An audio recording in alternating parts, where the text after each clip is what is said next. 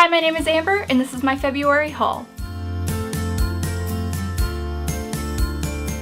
So the first three books that I want to talk about are volumes 1 through 3 of Millennium Snow. I had never heard about this before. It honestly was just another one of those situations where I was in half-price books and happened to see one in their clearance section and picked it up randomly. I did read volume 1 this month, so if you want to know more of my opinions on that, I will have it in my wrap-up. But this is vampire-based, and it's really light and fluffy and funny, something really quick and easy to get through. Next are a few UK covers that I ended up picking up this month that I really don't need because I already had these books. First, I ended up picking up Crown of Midnight and Empire of Storms by Sarah J. Maas, and I definitely don't need these, but they're beautiful and I'm in love with these covers, and I found these in half price, so I decided I had to just go ahead and pick them up. The next UK cover that I got, honestly, I have more of a reason of why I got this, but it is a book that I already own, and that is Lady Midnight by Cassandra Clare. I already own this in hardcover and still haven't read it. I still haven't finished The Mortal Instruments. All of the books that I have for Cassandra Clare outside of Lady Midnight were UK covers. I knew it would fit with the rest of the series. Plus it has the blue sprayed pages, and I am just in love with these pages, so I couldn't resist getting this one as well. Next is one that I actually have been searching for a very long time now, and that is Stormdancer by Jay Kristoff. I'm a huge Illuminae fan, so I love Jay Kristoff in that, but I haven't read anything else by him, and I know this series is very, very well loved, and there it was, randomly sitting on the bottom shelf, kind of hidden. I've heard so many good things about this, and I cannot wait to jump into it. Next is actually a book I got as part of a giveaway this month, and that is an arc of American Panda by Gloria Chow. I've just heard so many incredible things about this. From what I know, this is about a girl named May, whose parents have basically planned out her life to who she should marry, to what job she should have, but she really has other plans in mind and doesn't know what to do. Really interesting and really cute, and I am so excited to get into this. Next, one of the first things that I actually got this month was Wires and Nerve Volume 2 by Marissa Meyer. This is the graphic novel that is kind of a spin-off continuation of Lunar Chronicles, which if you don't know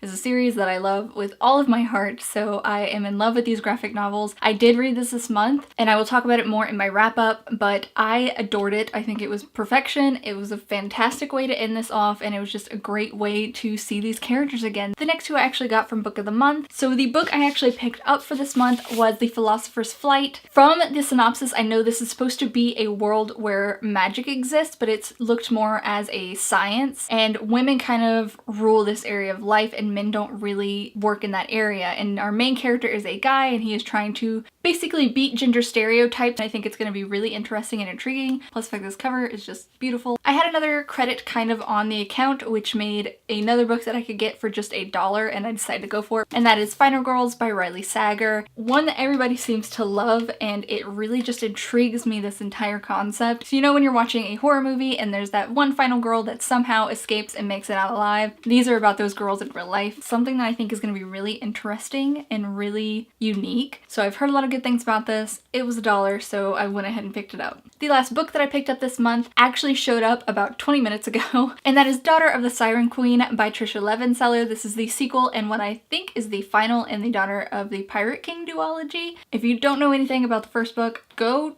read it. Just go read it. You don't need to know anything, just go pick it up and read it. In this world, there are pieces of a map that are spread out between the different pirate lords, and they all come together to show you a way to an entire island full of nothing but treasure. She is sent by her father to kind of fake a kidnapping onto a ship to try and steal the piece of a map from a pirate lord, and things just go crazy, and it is full of sarcasm. I am in love with the dialogue in this. I think the characters are fantastic, and it just is one of those reads that's just so quick and easy to fly through and not realize that you finished it. So I am incredibly excited to continue on with it and see what happens in this next book. The next two items that I have are actually swag items. The first was part of a giveaway that I had won a few months back, and that is a candle from the Melting Library. This is the Black Flame candle from their fall collection. I am a huge fan of Hocus Pocus. It is one of those movies you have to watch every year. I just think this candle is gorgeous. I love their labels. I think they're absolutely beautiful, and it honestly, it just smells so good. I can't even describe the smell. And the final item that I got this month was a bookmark that I actually ended up getting through Books for Trade. On one side it says "Do not let the hard days win," and on the other it says "Libraries were full of ideas, perhaps the most dangerous and powerful of all weapons." I'm a huge Sarah J. Maas fan, and this was actually a bookmark from the Nerdy Post Sarah J. Maas box, but I am so incredibly happy to have this bookmark. So they're all the books that I got this month. Let me know if you've read any of these down below. I hope you enjoyed this video, and I'll see you guys next time.